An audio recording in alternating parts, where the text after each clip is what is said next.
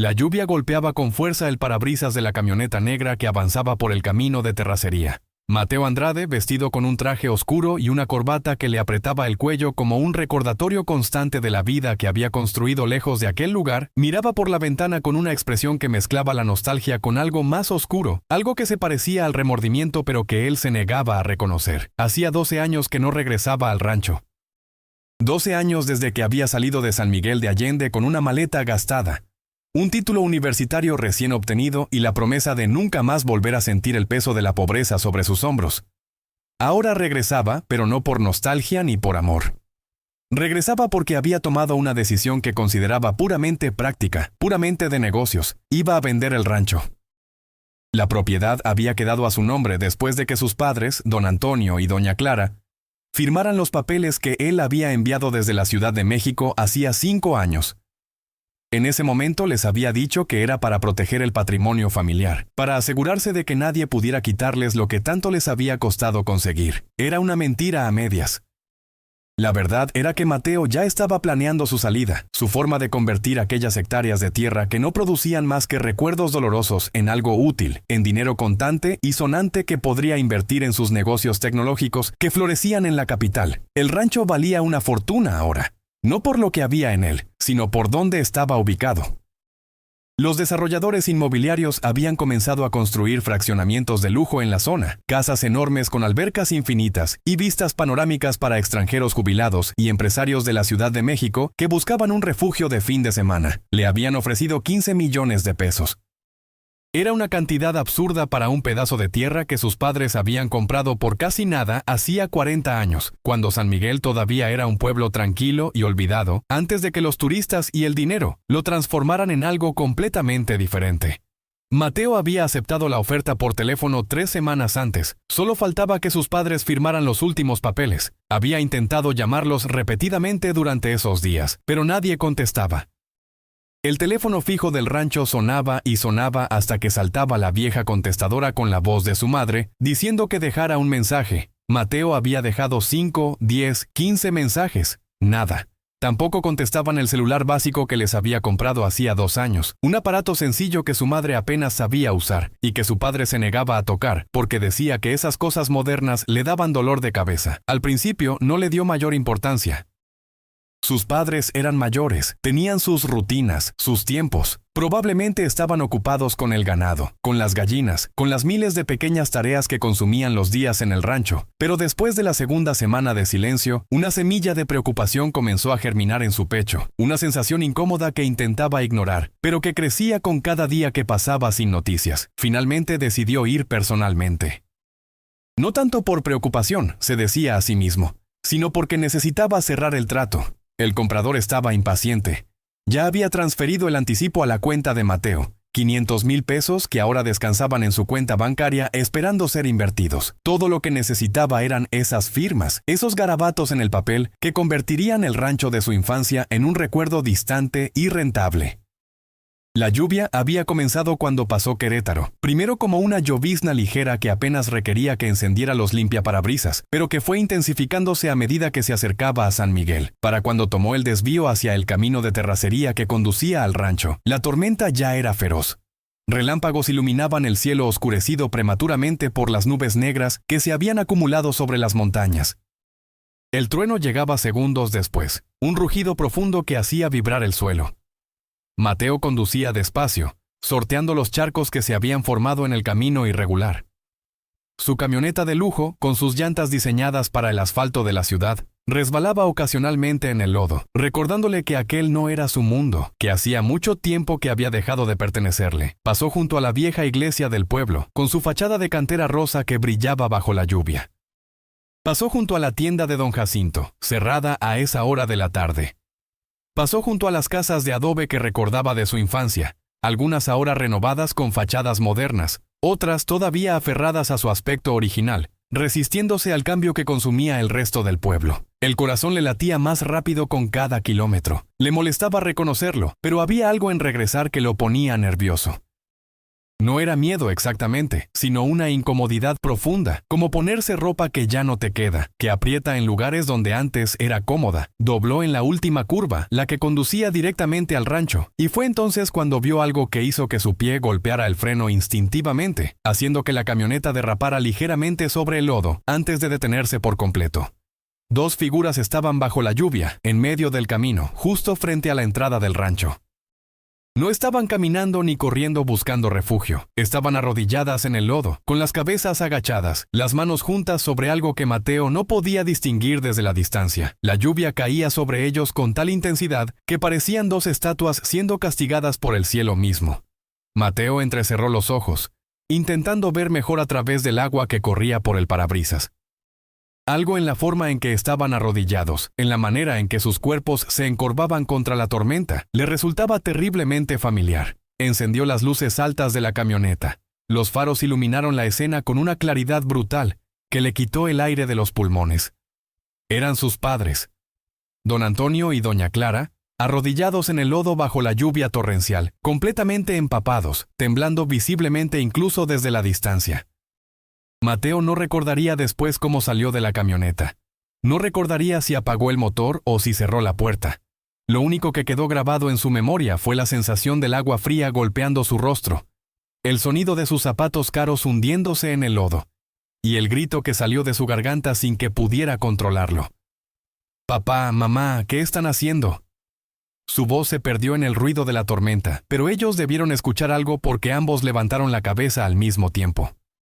El rostro de su madre estaba surcado por lágrimas que se mezclaban con la lluvia. Sus cabellos blancos, normalmente recogidos en un moño pulcro, colgaban lacios y pegados a su frente y sus mejillas. Su padre, ese hombre que siempre había sido fuerte como un roble, que había trabajado la tierra desde antes del amanecer hasta después del atardecer durante toda su vida, parecía haberse encogido. Sus hombros estaban caídos, su espalda encorvada, sus manos temblaban de una manera que no podía ser solo por el frío. Mateo corrió hacia ellos, resbalando una vez en el lodo pero recuperando el equilibrio sin detenerse. Cuando llegó a su lado, pudo ver lo que tenían entre las manos. Era una caja de madera vieja, empapada, con el barniz descascarándose. La reconoció inmediatamente. Era la caja donde su madre guardaba las fotografías familiares, los documentos importantes, los pequeños tesoros que había coleccionado a lo largo de toda una vida. Pero había algo más. Entre las manos temblorosas de su padre había papeles, documentos que estaban siendo destruidos por la lluvia, la tinta corriendo, las palabras volviéndose ilegibles. «Levántense, por favor», suplicó Mateo, tomando a su madre por los brazos e intentando ayudarla a ponerse de pie. La mujer pesaba menos de lo que recordaba. Su cuerpo se sentía frágil bajo la ropa empapada, como si estuviera hecho de ramitas que podrían romperse con el menor movimiento brusco. Su padre se resistió inicialmente, aferrándose a los papeles como si fueran lo único que importaba en el mundo. «Hijo, teníamos que proteger esto», dijo don Antonio. Su voz era apenas audible sobre el ruido de la lluvia, quebrada por algo que sonaba peligrosamente parecido a la desesperación. «Teníamos que salvar lo que pudiéramos». Mateo sintió que algo frío y pesado se instalaba en su estómago, algo que no tenía nada que ver con la lluvia que empapaba su traje de 3,000 pesos. «¿Proteger qué, papá? ¿De qué están hablando?» Pero ninguno de los dos respondió. Su madre sollozaba ahora abiertamente, su cuerpo sacudido por los espasmos del llanto. Su padre había cerrado los ojos, las lágrimas corriendo por sus mejillas arrugadas, mezclándose con la lluvia y el lodo. Con una fuerza que no sabía qué poseía, Mateo levantó a sus dos padres del suelo. Los guió, medio cargándolos, medio arrastrándolos, de vuelta hacia la camioneta. Abrió la puerta trasera y los ayudó a subir, sin importarle que el lodo y el agua arruinaran los asientos de piel que había mandado importar de Italia. Encendió la calefacción al máximo. El aire caliente comenzó a llenar el interior de la camioneta, pero sus padres seguían temblando, sus ropas pegadas a sus cuerpos como una segunda piel fría y húmeda. Mateo buscó en la parte trasera y encontró una manta que usaba para los días de campo con sus socios de negocios, reuniones informales donde discutían contratos mientras bebían vino y comían quesos importados. Envolvió a sus padres con ella, aunque sabía que una sola manta no era suficiente. «¿Qué pasó?», preguntó finalmente. Su voz más calmada ahora, pero con un filo de algo que no había estado ahí antes. «¿Por qué estaban afuera bajo la lluvia? ¿Dónde está todo?» ¿Por qué la casa está? Se detuvo. Desde donde estaba podía ver el rancho a través de los cristales empañados de la camioneta. La casa principal, donde había nacido, donde había crecido, donde había aprendido a caminar y a hablar y a soñar, estaba oscura. No había luces en las ventanas. La puerta principal estaba cerrada, y sobre ella, colgando de un clavo oxidado, había un candado nuevo, brillante incluso bajo la lluvia. Era el tipo de candado que usaban las empresas de seguridad. Grande, pesado, imposible de romper sin las herramientas adecuadas. Alrededor de la propiedad, Mateo pudo ver ahora que había señales nuevas, postes de metal con placas que brillaban bajo los faros de su camioneta. No pudo leer lo que decían desde esa distancia, pero no necesitaba leerlas para saber lo que significaban. Eran señales de propiedad privada, de prohibido el paso, del tipo que los desarrolladores inmobiliarios colocaban cuando tomaban posesión de un terreno. El mundo pareció inclinarse bajo los pies de Mateo, aunque él estaba sentado.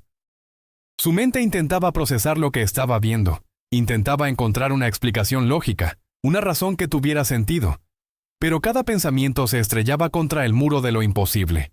Él era el dueño del rancho. Los papeles estaban a su nombre. Había pagado los impuestos religiosamente cada año, aunque eso significara apenas un par de miles de pesos. Nadie podía simplemente venir y tomar posesión de una propiedad así. No sin una orden judicial, sin un proceso legal, sin notificar al propietario, a menos que la realización llegó lenta, como veneno extendiéndose por sus venas. Se volvió hacia sus padres que seguían temblando bajo la manta, sus rostros pálidos y demacrados. Los papeles que firma Ron, dijo lentamente, midiendo cada palabra. Los que les envié hace 5 años. ¿Dónde están? Su padre, don Antonio, bajó la mirada. Las lágrimas corrían libremente ahora por su rostro curtido por el sol. Cada arruga parecía haberse profundizado en los últimos minutos. «Desaparecieron, hijo», dijo finalmente. Su voz era apenas un susurro, cargada de una vergüenza tan profunda que dolía escucharla. «Nos dijeron que nunca existieron». Mateo sintió que su sangre se convertía en hielo. «¿Quién les dijo eso?» «Ella», respondió su madre, doña Clara. Su voz temblaba tanto como su cuerpo. «Tu esposa. Vino hace 3 meses. Dijo que tú habías tomado una decisión, que el rancho era un lastre para tu carrera, que necesitabas liquidar activos para expandir tus negocios. Dijo que ya había encontrado un comprador y que los papeles que habíamos firmado eran solo un préstamo temporal, que en realidad la propiedad siempre había sido tuya y que ahora la estabas vendiendo. Eso es mentira, dijo Mateo, pero su voz sonaba hueca incluso a sus propios oídos. Yo estaba planeando vender, pero iba a hablar con ustedes primero. Iba a asegurarme de que estuvieran bien, de que tuvieran otro lugar donde vivir. Intentamos llamarte, continuó su padre. Las palabras salían ahora como un torrente, como si hubiera estado guardándolas durante meses y finalmente tuviera la oportunidad de liberarlas. Llamamos al número de tu oficina, al de tu casa en la Ciudad de México, al celular que nos diste. Siempre contestaba ella.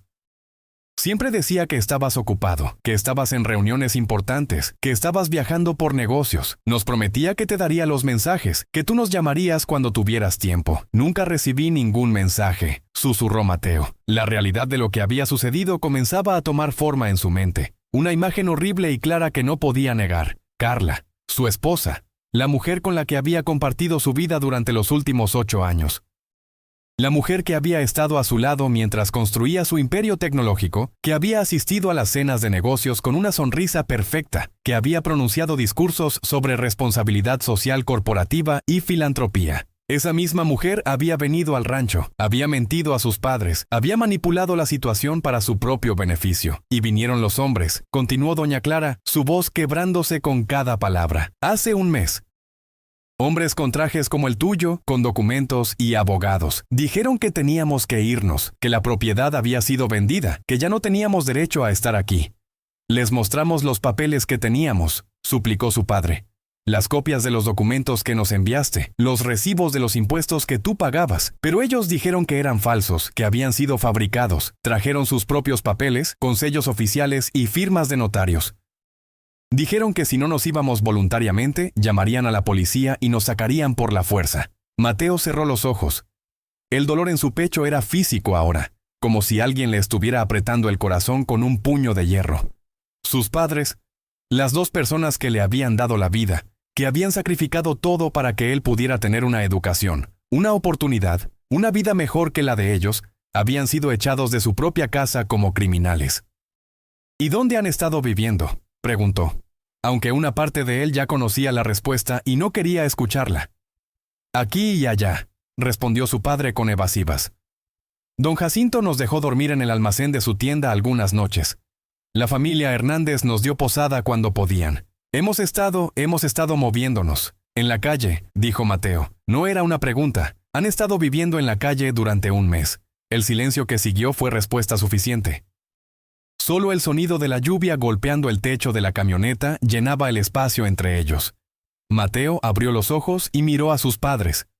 Los vio realmente por primera vez desde que había llegado. No eran solo las ropas mojadas y sucias, ni el lodo que cubría sus rostros y sus manos. Era algo más profundo. Era la forma en que sus hombros se habían hundido, como si llevaran un peso invisible pero aplastante. Era la manera en que sus ojos habían perdido ese brillo de dignidad que siempre los había caracterizado, reemplazado por algo que parecía peligrosamente cercano a la derrota. Era el temblor en sus manos que no era solo por el frío, sino por el trauma de haber perdido todo lo que habían construido en una vida de trabajo. Don Antonio había sido un hombre orgulloso. Mateo lo recordaba levantándose antes del amanecer, caminando por los campos del rancho con la espalda recta y la cabeza en alto, cuidando de cada animal, de cada planta, de cada centímetro de tierra como si fuera oro puro. Le había enseñado a Mateo que un hombre se mide no por lo que tiene, sino por cómo trata a los demás, por su palabra, por su capacidad de mirar a otros a los ojos sin vergüenza. Y ahora ese mismo hombre estaba encorvado en el asiento trasero de una camioneta de lujo, temblando bajo una manta prestada, con los ojos llenos de una vergüenza que no merecía sentir. Doña Clara había sido el corazón del hogar. Mateo la recordaba cantando mientras cocinaba, su voz suave llenando la cocina con canciones antiguas que había aprendido de su propia madre. La recordaba cosiendo junto a la ventana, remendando su ropa una y otra vez porque no había dinero para comprar nueva, pero siempre con una sonrisa. Siempre con una palabra amable para cualquiera que pasara. Le había enseñado que el amor no se mide en grandes gestos, sino en las pequeñas cosas, en un plato de comida caliente al final de un día difícil, en una mano que acaricia tu frente cuando estás enfermo, en la paciencia infinita de una madre que nunca se rinde con su hijo. Y ahora esa misma mujer lloraba en silencio, su cuerpo sacudido por sollozos que intentaba contener, con las manos aferradas a una caja de fotografías empapadas como si fueran lo único que le quedaba en el mundo. Y lo eran. Mateo se dio cuenta con horror. Esa caja era literalmente lo único que les quedaba. Todo lo demás, la casa, los muebles, la ropa, los recuerdos de toda una vida, todo había sido tomado, robado, arrebatado por la codicia y la crueldad. «Vamos», dijo finalmente, su voz sonando extraña incluso a sus propios oídos, más grave, más dura. «Los voy a llevar a un hotel en San Miguel. Van a darse un baño caliente, van a comer algo decente, van a dormir en una cama limpia. Y mañana voy a arreglar esto. No sé cómo todavía, pero lo voy a arreglar, te lo prometo». «Hijo», comenzó su padre, pero Mateo lo interrumpió. «No, papá, no digan nada más ahora, solo descansen, ya hablamos suficiente por hoy». Condujo de regreso a San Miguel con cuidado, sus nudillos blancos sobre el volante, su mandíbula apretada con tanta fuerza que le dolían los dientes. La lluvia había amainado un poco, pero seguía cayendo con constancia, lavando el camino, convirtiendo todo en un río de lodo que fluía cuesta abajo. Llevó a sus padres al mejor hotel del pueblo, un lugar colonial convertido en boutique que normalmente alojaba a turistas extranjeros adinerados. La recepcionista lo miró con desaprobación cuando entraron. 3 figuras empapadas y cubiertas de lodo que dejaban un rastro de agua sucia sobre el piso de mármol pulido. Mateo sacó su tarjeta de crédito negra, la que no tenía límite, la que era símbolo de su éxito, de todo lo que había logrado. «Necesito su mejor suite», dijo. «No me importa el precio. Quiero servicio de habitación inmediato, ropa limpia para mis padres, un médico si es necesario. Todo lo que necesiten». La actitud de la recepcionista cambió instantáneamente cuando vio la tarjeta. «Desde luego, señor Andrade. Enseguida». Ayudó a sus padres a subir a la habitación. Era enorme, probablemente del tamaño de toda la casa del rancho. Tenía una cama king size con sábanas que parecían nubes, un baño con una tina de hidromasaje, ventanas enormes que daban a las calles empedradas de San Miguel. En circunstancias normales, Mateo habría apreciado la ironía, el contraste entre la opulencia de ese lugar y la humildad del rancho donde había crecido. Pero ahora solo podía pensar en que sus padres merecían esto y mucho más. «Báñense, descansen», dijo, besando la frente de su madre. Su piel estaba fría y arrugada, y olía a lluvia y a tierra mojada. «Voy a pedir que les suban comida, lo que quieran». Su padre lo tomó del brazo antes de que pudiera irse. Sus dedos callosos y temblorosos apretaron con una fuerza sorprendente. «Hijo, no queremos causar problemas. Si es muy complicado, si va a afectar tu vida, tus negocios, podemos encontrar otra solución». «No hay otra solución, papá», interrumpió Mateo. Su voz era firme, más firme de lo que se había sentido en años. «Esto no está bien. Lo que pasó no está bien. Y voy a arreglarlo, cueste lo que cueste». Salió de la habitación antes de que su padre pudiera responder, antes de que las lágrimas que sentía acumulándose en sus ojos pudieran derramarse. No enfrente de ellos, no cuando necesitaban que fuera fuerte. Bajó al lobby del hotel y ordenó que llevaran comida a la habitación, suficiente para un banquete. Sopa caliente, carne asada, tortillas recién hechas, frijoles, arroz, todo lo que recordaba que a sus padres les gustaba. Después salió al estacionamiento, donde su camioneta seguía cubierta de lodo, un testimonio físico de lo que había descubierto. Se sentó al volante pero no encendió el motor. Sacó su teléfono celular, ese aparato que se había convertido en una extensión de su cuerpo, que nunca dejaba de sonar con llamadas de negocios, mensajes de socios, notificaciones de las aplicaciones que monitoreaban sus inversiones. Tenía 17 llamadas perdidas, todas de Carla. Tenía 32 mensajes de texto. También todos de Carla. «¿Dónde estás?», decía el primero. «Tenemos la cena con los inversionistas noruegos a las 8. No puedes simplemente desaparecer así». Los siguientes eran más urgentes, más enojados. «Mateo, esto es inaceptable. Estás poniendo en riesgo un contrato de $20 millones. Contéstame ahora mismo». Los últimos eran diferentes, más cautelosos. «Supongo que fuiste a San Miguel. Mira, podemos hablar de esto cuando vuelvas. No tomes decisiones precipitadas. Piensa en todo lo que hemos construido juntos». Mateo leyó cada mensaje con una frialdad que no sabía que poseía. Era como leer las palabras de una extraña, de alguien a quien nunca había conocido realmente. Durante 8 años había compartido su vida con esta mujer. Habían dormido en la misma cama, habían desayunado juntos, habían planeado su futuro. Él había confiado en ella completamente, le había dado acceso a sus cuentas bancarias, a sus propiedades, a cada aspecto de su vida. Le había dado poder notarial sobre varios de sus bienes, incluyendo el rancho, porque ella era abogada y le había convencido de que era la manera más eficiente de manejar el papeleo, de proteger sus activos, y ella había usado esa confianza para destruir a las 2 personas que más amaba en el mundo. Marcó su número. Ella contestó al primer timbrazo. «Mateo, gracias a Dios. ¿Dónde diablos has estado? Los noruegos están furiosos». Tuve que inventar una excusa sobre una emergencia familiar, lo cual técnicamente no es mentira, pero... «Estuve con mis padres», interrumpió Mateo. Su voz era calmada, demasiado calmada. «Los encontré viviendo en la calle, Carla, bajo la lluvia, temblando de frío, intentando proteger una caja de fotografías en el lodo». Hubo un silencio del otro lado de la línea. Mateo casi podía escuchar los engranes de su mente trabajando, calculando la mejor respuesta, la mejor manera de manejar la situación. «Mira, sé que debe haber sido un shock para ti», comenzó ella finalmente. Su voz había adoptado ese tono conciliador que usaba en las negociaciones, suave pero firme. «Pero tenemos que hablar de esto racionalmente. Los dejaste en la calle», dijo Mateo. Cada palabra salía como una piedra lanzada. No fue una pregunta. «Vendiste su casa, la casa que yo compré para ellos, la casa que estaba a mi nombre, y los dejaste sin ningún lugar donde vivir. Mateo, escúchame. La propiedad era un activo que no estaba generando ningún retorno. Estabas pagando impuestos por un pedazo de tierra que solo acumulaba valor. Cuando me ofrecieron 15 millones, supe que era una oportunidad que no podíamos dejar pasar. Pensé que estábamos en esto juntos, que tomábamos decisiones de negocios juntos. No podíamos», repitió Mateo. El énfasis en la palabra era como un cuchillo. «Tú tomaste esta decisión, tú vendiste la propiedad, tú dejaste a mis padres en la calle». Todo sin decirme una sola palabra. «Intenté decirte», protestó Carla. Pero su voz había perdido parte de su confianza. Estaba siempre tan ocupado, tan enfocado en el lanzamiento de la nueva aplicación. No quería ser molestado con detalles administrativos. Me dijiste literalmente que confiabas en que yo manejara esas cosas. Esto no es un detalle administrativo, rugió Mateo. La rabia que había estado conteniendo finalmente explotó.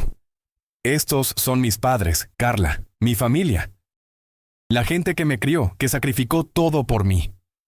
Y tú los tiraste a la basura como si fueran nada. Ay, por favor, no seas dramático, respondió ella, y ahora su propia frustración comenzaba a mostrarse.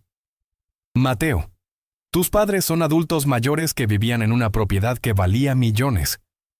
Era absurdo. Había hogares de retiro, opciones mucho más apropiadas para personas de su edad. Pensé que estarías de acuerdo cuando vieras el dinero. No quiero el dinero, dijo Mateo. Las palabras salieron antes de que pudiera pensarlas, pero en el momento en que las dijo, supo que eran verdaderas. No quiero ni un centavo de esa venta. Ahora estás siendo ridículo, dijo Carla. Su tono había cambiado completamente, ahora era duro, casi cruel. Mira, entiendo que estás molesto, es comprensible. Pero piensa en esto lógicamente. Tus padres son viejos. No van a vivir para siempre. En unos años, de todas formas, habrías tenido que vender la propiedad. Solo aceleré lo inevitable. Hice lo que era mejor para nosotros, para nuestro futuro. Nuestro futuro, repitió Mateo lentamente. Ya no hay ningún nosotros, Carla. Quiero el divorcio. ¿Qué? La voz de Carla subió una octava. Mateo, no puedes estar hablando en serio. Estás siendo emocional. Cuando te calmes, cuando pienses con claridad, te darás cuenta de que estoy en lo correcto. Estoy hablando completamente en serio, respondió Mateo. Su voz era de nuevo calmada, pero había un filo de acero en ella que no había estado ahí antes. Quiero el divorcio. Quiero que me devuelvas cada centavo de esa venta. Quiero que reviertas lo que hiciste, que recuperes esa propiedad de alguna manera. Y quiero que te mantengas alejada de mis padres por el resto de tu vida.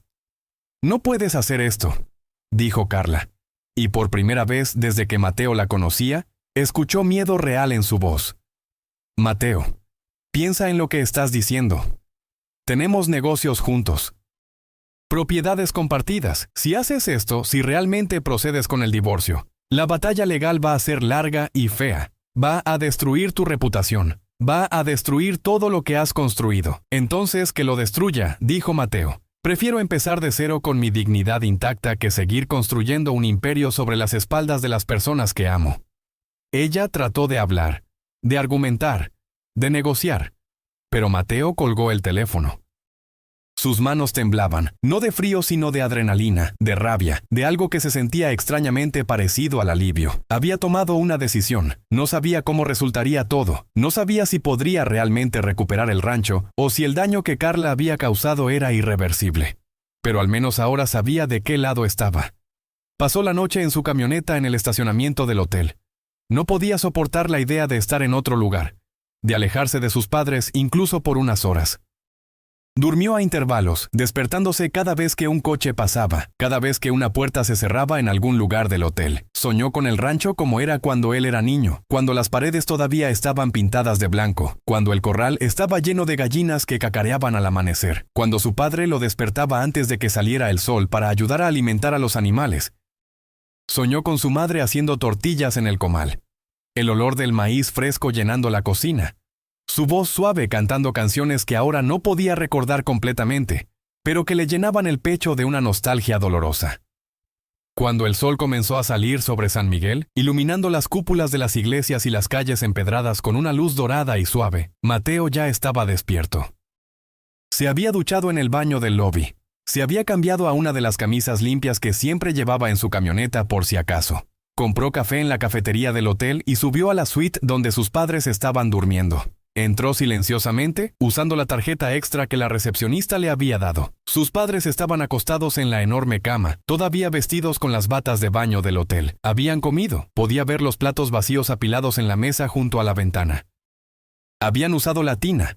Podía oler el aroma a lavanda del jabón del hotel. Se veían mejor, más limpios, más descansados, pero todavía demasiado frágiles, demasiado pequeños en esa cama tan grande.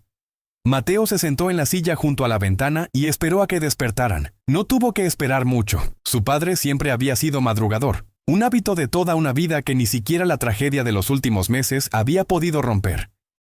Abrió los ojos lentamente, parpadeando contra la luz del sol que entraba por las ventanas. Cuando vio a Mateo sentado ahí, una expresión de alivio cruzó su rostro. «Pensé que había sido un sueño», dijo don Antonio. Su voz era áspera por el sueño. «Pensé que me había imaginado que viniste, que nos rescataste». «No fue un sueño, papá», respondió Mateo suavemente. «Estoy aquí, y no voy a irme a ningún lado hasta que esto esté resuelto». Parte 4 de 4. Su madre despertó poco después, y los tres desayunaron juntos en la suite. Mateo pidió todo lo que se le ocurrió del menú del servicio de habitaciones. Huevos rancheros, chilaquiles, fruta fresca, jugo de naranja recién exprimido, pan dulce, café. Sus padres comieron lentamente, saboreando cada bocado como si fuera un festín, lo cual Mateo se dio cuenta con dolor. Probablemente lo era comparado con lo que habían estado comiendo durante el último mes. Después del desayuno, Mateo les explicó su plan. Era simple pero directo. Iba a contratar al mejor abogado de San Miguel, alguien que conociera las leyes locales, que tuviera contactos en el gobierno municipal. Iba a revisar cada documento relacionado con la venta del rancho. Iba a encontrar la manera de demostrar que la transacción había sido fraudulenta, que Carla había abusado del poder notarial que él le había dado. Iba a recuperar el rancho, sin importar cuánto tiempo tomara, sin importar cuánto dinero costara. Y mientras tanto, sus padres se quedarían en el hotel. No iban a volver a dormir en la calle ni un solo día más. Iba a asegurarse de eso. El abogado que encontró se llamaba licenciado Rodrigo Mendoza, un hombre de unos 50 años con canas en las sienes y una reputación de ser implacable en los tribunales. Se reunieron en su oficina, un espacio amplio con estantes llenos de libros legales y una vista a la plaza principal de San Miguel. Mateo le contó todo, cada detalle de lo que había sucedido, mostrándole las copias de los documentos que sus padres habían logrado salvar, explicándole cómo Carla había manipulado la situación. El licenciado Mendoza lo escuchó en silencio, tomando notas ocasionalmente, su expresión volviéndose más seria con cada palabra. Cuando Mateo terminó, el abogado se reclinó en su silla y suspiró profundamente. «Es un caso complicado», dijo finalmente. Su esposa técnicamente tenía el poder legal para vender la propiedad. Usted le dio ese poder notarial. El hecho de que no le haya informado de la venta es moralmente cuestionable, pero no necesariamente ilegal. «Tiene que haber algo», insistió Mateo. «No puede simplemente salirse con la suya después de lo que hizo». El licenciado Mendoza asintió lentamente. «Hay algunos ángulos que podemos explorar», dijo. Primero podemos argumentar que hubo abuso de confianza, que su esposa actuó en contra de sus intereses y los de sus padres. Segundo, podemos investigar los términos de la venta, si hubo alguna irregularidad en cómo se procesó la transacción. Si el comprador sabía que la venta era cuestionable, podríamos tener bases para anular el contrato. Tercero, y esto es importante, podemos presentar el caso ante la opinión pública. San Miguel es un pueblo pequeño, señor Andrade. Las historias se esparcen rápido. Si la gente sabe lo que sucedió, si entienden que dos ancianos fueron dejados en la calle por codicia, eso puede generar presión tanto social como legal. Haga lo que sea necesario, dijo Mateo. No me importa cuánto cueste, solo recupere esa propiedad. La batalla legal comenzó esa misma semana. El licenciado Mendoza presentó una demanda formal, argumentando fraude y abuso de poder. Solicitó una orden judicial para congelar la venta hasta que se resolviera el caso. Contactó a periodistas locales, contó la historia de don Antonio y doña Clara, de cómo habían sido despojados de su hogar. La historia se extendió como fuego. Los periódicos locales la publicaron en primera plana. Las redes sociales explotaron con indignación. La gente de San Miguel, que había conocido a don Antonio y doña Clara durante décadas, salió en su defensa. Organizaron protestas frente a la oficina de la empresa desarrolladora que había comprado el rancho. Colgaron pancartas exigiendo justicia. La presión funcionó. 2 semanas después de que comenzara la batalla legal, el licenciado Mendoza llamó a Mateo con noticias. El comprador quiere resolver esto fuera de los tribunales, dijo. Están dispuestos a devolver la propiedad a cambio de que usted les reembolse lo que pagaron más los gastos legales. Es una oferta generosa, considerando las circunstancias. Acéptela, dijo Mateo sin dudar. ¿Cuánto necesitan? 15 millones de pesos más aproximadamente 2 millones en gastos legales. 17 millones en total. Mateo hizo los cálculos mentalmente. Tendría que liquidar algunas de sus inversiones, vender algunas acciones, posiblemente vender su apartamento en la Ciudad de México. Dejaría su cuenta bancaria casi vacía. Pero valía la pena. Cada centavo valía la pena. Proceda, dijo. Hágalo lo más rápido posible. La transferencia de la propiedad tomó otras 2 semanas. Fueron 2 semanas de papeleo interminable, de firmas y notarios, de verificaciones bancarias y revisiones legales. Pero finalmente, un martes por la tarde, el licenciado Mendoza lo llamó con la noticia que había estado esperando. Ya es oficial, señor Andrade. El rancho está de nuevo a su nombre. Mateo condujo inmediatamente al hotel para darles la noticia a sus padres. Los encontró en la terraza de la suite, tomando té y mirando las montañas a la distancia. Cuando les explicó que el rancho era suyo de nuevo, que podían volver a casa, su madre comenzó a llorar. Pero esta vez no eran lágrimas de tristeza o desesperación, eran lágrimas de alegría, de alivio, de gratitud. Su padre simplemente lo abrazó, sus brazos fuertes a pesar de su edad, y susurró en su oído: «Gracias, hijo. Gracias por no abandonarnos». «Nunca podría abandonarlos», respondió Mateo, su propia voz quebrada por la emoción. «Ustedes nunca me abandonaron a mí». Al día siguiente, los 3 regresaron al rancho. Mateo había contratado a un equipo de limpieza para que preparara la casa antes de su llegada. Cuando llegaron, las ventanas estaban abiertas, dejando entrar el aire fresco de la montaña. Los pisos habían sido lavados, las paredes que habían sido marcadas durante la ocupación temporal de la desarrolladora habían sido repintadas. No era exactamente como había sido antes, pero era un comienzo. Su madre caminó por cada habitación, tocando las paredes como si no pudiera creer que eran reales. Su padre salió al corral, ahora vacío, y se quedó ahí parado durante largos minutos, mirando la tierra que había trabajado durante tantos años. Mateo los observaba desde el porche, una taza de café en las manos, sintiendo algo que no había sentido en años. Era paz. Era la sensación de estar exactamente donde debía estar, haciendo exactamente lo que debía hacer. El proceso de divorcio con Carla fue tan feo como ella había prometido. Duró 8 meses. Hubo acusaciones y contrademandas, audiencias interminables, negociaciones que parecían no llevar a ningún lado.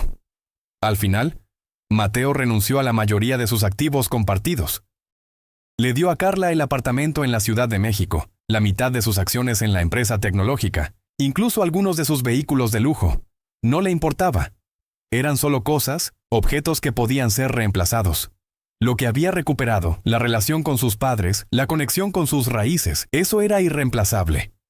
Cuando el divorcio fue finalmente firmado, Mateo tomó una decisión que sorprendió a todos los que lo conocían.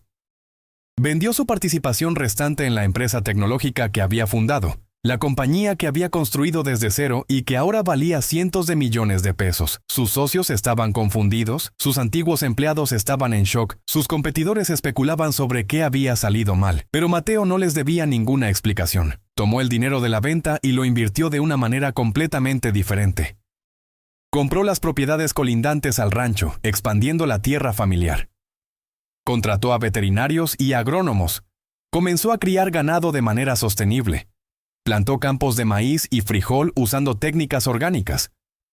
Convirtió parte del rancho en un espacio educativo, donde niños de las escuelas locales podían venir a aprender sobre agricultura, sobre cuidado de animales, sobre vida sostenible. Se mudó permanentemente al rancho. Su nueva oficina no tenía paredes de vidrio ni vistas panorámicas de rascacielos. Era un pequeño estudio que había construido junto a la casa principal, con un escritorio de madera simple y una ventana que daba al corral. Desde ahí podía ver a su padre alimentando a las gallinas que habían comprado. Podía escuchar a su madre cantando en la cocina mientras preparaba la comida. Se despertaba al amanecer no porque una alarma lo obligara, sino porque el canto de los gallos y el olor del café recién hecho lo invitaban a empezar el día. Trabajaba con sus manos, arreglando cercas, cuidando animales, plantando semillas. Al final del día estaba cansado de una manera completamente diferente a como había estado cansado en la Ciudad de México. Era un cansancio físico, honesto, satisfactorio. Una tarde, 6 meses después de su regreso permanente al rancho, estaba sentado en el porche con sus padres. El sol se estaba poniendo detrás de las montañas, pintando el cielo de naranjas y rosas y púrpuras. Su madre estaba cosiendo, sus dedos todavía ágiles a pesar de su edad. Su padre tallaba un pedazo de madera, haciendo uno de sus proyectos que nunca parecían terminar, pero que lo mantenían ocupado. «Sabes, hijo», dijo don Antonio sin levantar la vista de su trabajo. «Nunca te preguntamos por qué decidiste quedarte. ¿Por qué renunciaste a todo lo que tenías en la ciudad?» Mateo pensó en la pregunta durante un largo momento. Pensó en el apartamento de lujo que había dejado atrás, en los trajes caros que ahora colgaban sin usar en un closet, en las reuniones de negocios y las cenas elegantes y toda la vida que había construido pensando que era lo que significaba el éxito. «No renuncié a nada, papá», respondió finalmente. «Al contrario, recuperé todo. Recuperé lo que realmente importa». Su madre levantó la vista de su costura y le sonrió. Esa sonrisa que había sido su refugio durante toda su infancia, cálida y llena de amor incondicional. «No te criamos para que fueras rico, hijo», dijo suavemente. «Te criamos para que fueras bueno. Y ahora veo que lo logramos». Mateo sintió que su garganta se apretaba con emoción. Se levantó y se acercó a sus padres, abrazándolos a ambos, respirando el olor familiar de su madre, sintiendo la fuerza tranquila de su padre. «Lo siento», susurró. «Siento haber tardado tanto en volver. Siento haberlos hecho pasar por todo esto. Siempre supimos que volverías», dijo su padre, su voz gruesa con emoción. «Solo estabas perdido por un tiempo, pero encontraste el camino a casa». «Sí», respondió Mateo mirando alrededor del rancho, las tierras que se extendían hasta donde alcanzaba la vista, la casa que ahora estaba llena de vida de nuevo. «Encontré el camino a casa». Y esa noche, mientras la lluvia comenzaba a caer suavemente sobre el rancho, Mateo se quedó dormido en su antigua habitación, la misma habitación donde había crecido, escuchando los sonidos familiares de la casa, el crujir de las vigas de madera, la respiración tranquila de sus padres en la habitación contigua, el tamborileo de la lluvia sobre el techo de tejas. Y por primera vez en 12 años, durmió profundamente, sin pesadillas, sin estrés, sin la sensación constante de que estaba persiguiendo algo que siempre estaba justo fuera de su alcance, porque finalmente había entendido la lección que sus padres habían intentado enseñarle toda su vida. El verdadero éxito no se mide en dinero o en posición social o en cuántas empresas has construido. Se mide en las relaciones que cultivas, en la dignidad con la que tratas a los demás, en tu capacidad de estar presente para las personas que amas. Mateo había regresado al rancho planeando venderlo, planeando convertirlo en otro activo más en su portafolio. Pero lo que había encontrado, lo que sus padres haciendo bajo la lluvia le había mostrado, había cambiado todo lo que creía saber sobre lo que realmente importaba en la vida, y ahora, finalmente, estaba en casa.